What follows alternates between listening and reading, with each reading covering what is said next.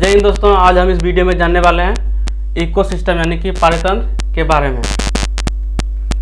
पारितंत्र जो है यह एक ऐसा प्राकृतिक क्षेत्र होता है जो कि वहाँ पर पाए जाने वाले जीव जंतुओं, पेड़ पौधों और वहाँ के आसपास पाए जाने वाले निर्जीव वातावरण जैसे कि हवा, पानी, मिट्टी, जल, ये सब जो है इस सबसे मिल करके रहते हैं और एक दूसरे पर निर्भर रहते हुए जीवन चक्र चलाते हैं। उनको पारितंत्र बोलते हैं, यानी कि ये दोनों जो है एक दूसरे पर निर्भर रहते हुए एक तंत्र यानी सिस्टम को चलाते हैं। स्ट्रक्चर ऑफ द इकोसिस्टम यानी कि पारितंत्र जो है संरचना जो है कैसे बना है उनके बारे में बात करते हैं। इकोसिस्टम जो है यह दो घटकों से मिलकर बना होता है मुख्यतः। एक होता है जैविक घटक जिसके अंदर जो है सारे जीव जंतु, पेड़ पौधे आ जाएंगे। दूसरे नंबर पर आते हैं अजैविक घटक, यानी अजैविक घटक में जितने भी निर्जीव घटक होंगे यानी कि हवा, पानी, मिट्टी, जल, ये सब जो है अजैविक घटक के अंदर आते हैं। तो जैविक घटक के अंदर देखते हैं, जैविक घटक के अंदर जो है जीव जंतु जो आते हैं उनको जो है स्वपोषी, परपोषी और अवघटक में विभाजित किया गया है। तो इनको देखते हैं एक एक करके। फर्स्ट नंबर पर आते हैं प्रोड्यूसर, इनको वो हिंदी में बोलते हैं उत्पादक। उत्पादक जो है यह मुख्यतः स्वपोषी होते हैं, यानी कि इनमें पेड़ पौधे होते हैं। यह जो है अपना भोजन जो है प्रकाश संश्लेषण प्रक्रिया द्वारा स्वयं बना लेते हैं। इन्हीं के ऊपर जो है भोजन के लिए खाद्य श्रृंखला के ऊपर के सारे जीव जो है भोजन के लिए इन्हीं पर निर्भर होता है, प्रोड्यूसर पर ही। अगर ये नहीं होंगे तो जितने भी पृथ्वी जीव हैं वो भूखे मर जाएंगे, यानी कि भोजन के लिए जो है इन्हीं पर निर्भर होना पड़ता है। दूसरे नंबर पर आता है प्राइमरी कंज्यूमर। प्राइमरी कंज्यूमर जो होता है यह भोजन के लिए जो है प्रोड्यूसर पर ही निर्भर होता है। यह मुख्यतः शाकाहारी होता है क्योंकि यह जो है प्रोड्यूसर यानी कि पेड़ पौधे के पत्ती, फल को खाते हैं और अपना जो है भोजन पोषक प्राप्त करते हैं। इसके अंदर जो है इनका एग्जांपल जो है प्राइमरी कंज्यूमर का बकरी, गाय और चूहे, खरगोश ये सब आते हैं। तीसरे नंबर पर आता है सेकेंडरी कंज्यूमर। यह जो है मुख्यतः भोजन के लिए जो है प्राइमरी कंज्यूमर पर निर्भर होते हैं, लेकिन यह कुछ प्रोड्यूसर पर भी निर्भर होते हैं, यानी कि यह शाकाहारी और मांसाहारी यानी कि दोनों होते हैं। इसके अंदर जो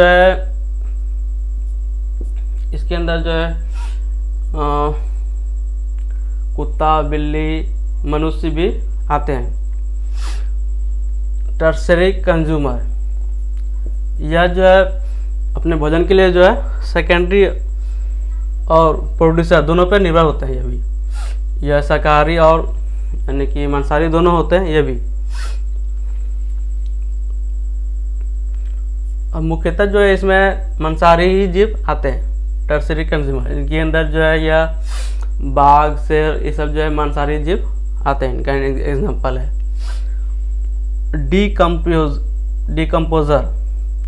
यह जो है अवघटक, हिंदी में बोलते हैं इसको अवघटक। यह जो है जबकि ये सारे ऊपर के जो सारे जो है प्रोड्यूसर हो गया, प्राइमरी कंज्यूमर जितने हो गए, ये सब अगर मर जाते हैं, सड़ जाते हैं यानी कि, तो उन पर जो है प्रोड्यूसर यानी कि सूक्ष्म जीव इसके अंदर आते हैं डिकम्पोजर के अंदर।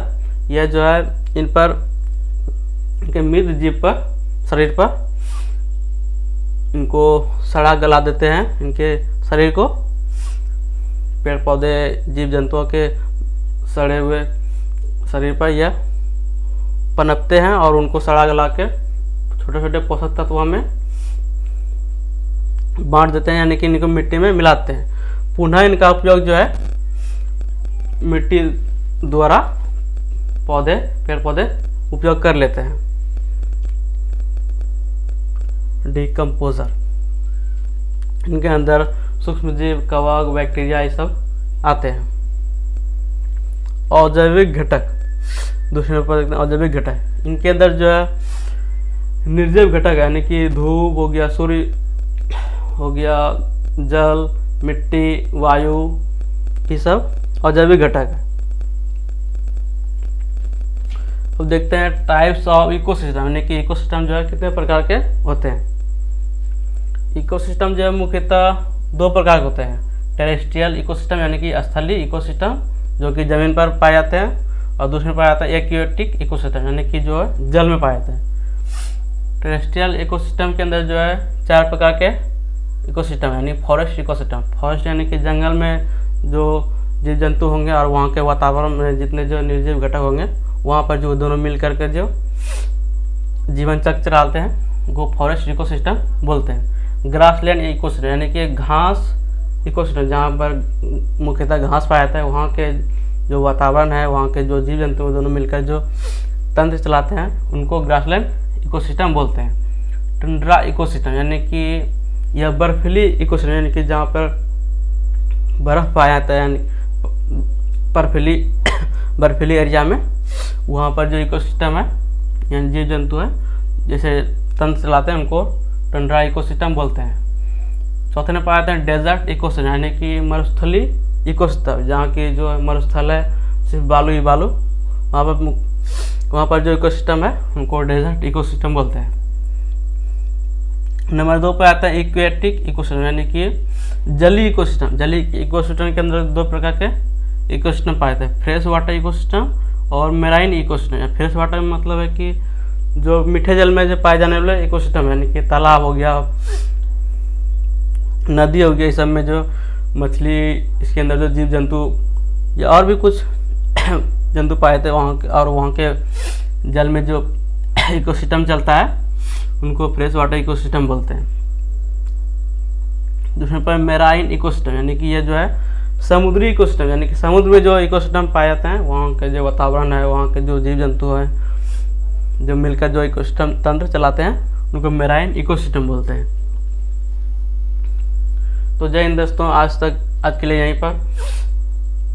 यहीं तक था, और अगर वीडियो अच्छा लगे तो लाइक और सब्सक्राइब कर लीजिएगा। तो बाकी जय हिंद।